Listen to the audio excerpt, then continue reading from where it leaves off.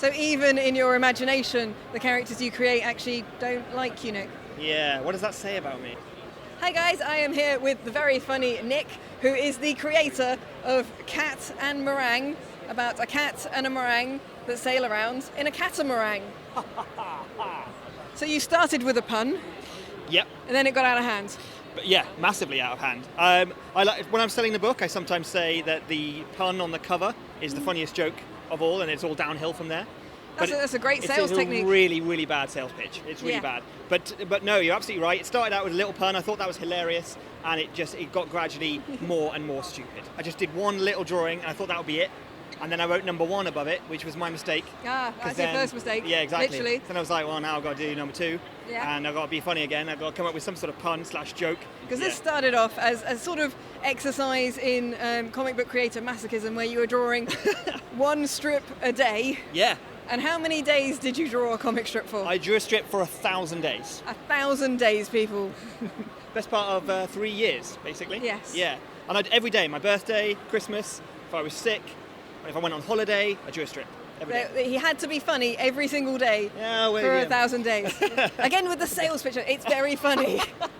I've read it, it's very funny. Well, thank you very much. Thank you. I try. So what happens in the tales of Catamaran in their catamaran? Well, overall it's very stupid. Lots of sort of one-off gags, daft puns, stupidity all the way through. But gradually, the cat and the meringue become aware that they are in a comic. Yeah.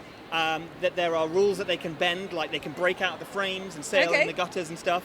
And then eventually find a way to break through into the real world and come after me, the artist, because I've been putting them through all of this crap in their life.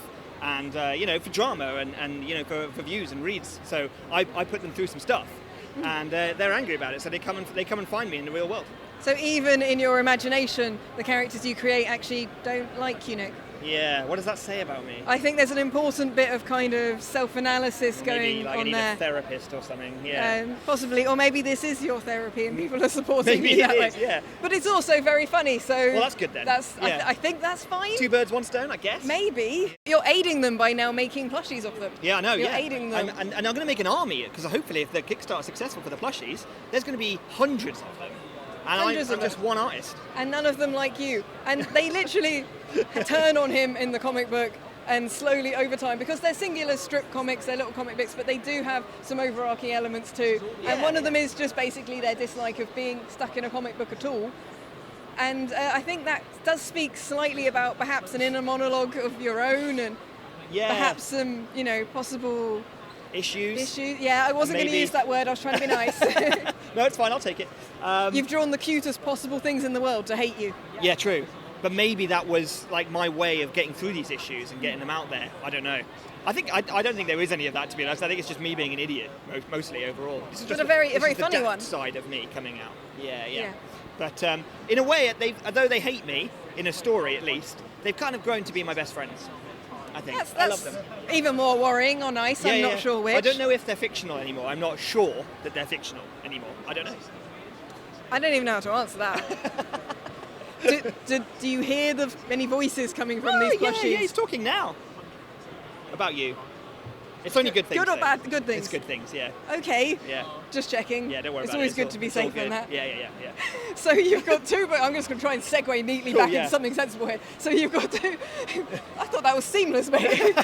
So you've got 2 books, 2 main books, which is the first 100 strips for those who can't commit yet to... That's right. It's quite a big book. Yeah, it's a huge book. Weighty. It's 412 pages. So it is. It's pretty big.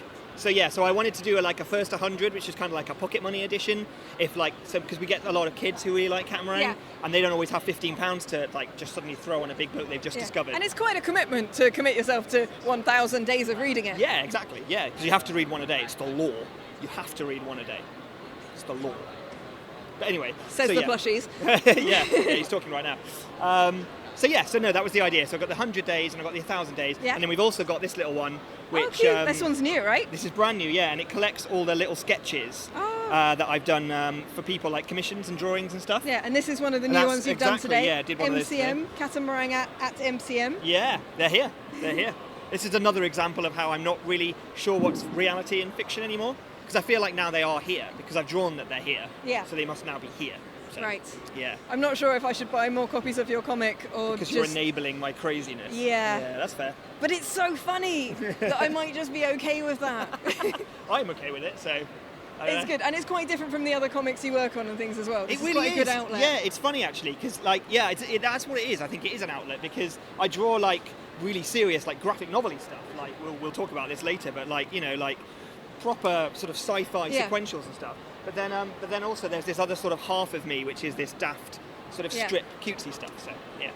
It is awesome. It's a you. wonderfully funny comic. I highly recommend people check this out. Whether you want to dive straight into 1,000 days of it, which I recommend, or you just want to dip your toe in the water with the smaller catamaran and just go for the 100. And of course, do check out the plushies because it's incredible. Where's your website? Where can people find out about this? So just go to catamaran.com and everything is there. Like there's a shop there. There's a link to the Kickstarter, which is currently running for the plushies. But you can go to Kickstarter and search Catamaran to find them as well. Yeah. So yeah. And it all comes under Big Punch Studios, which is our comic production company.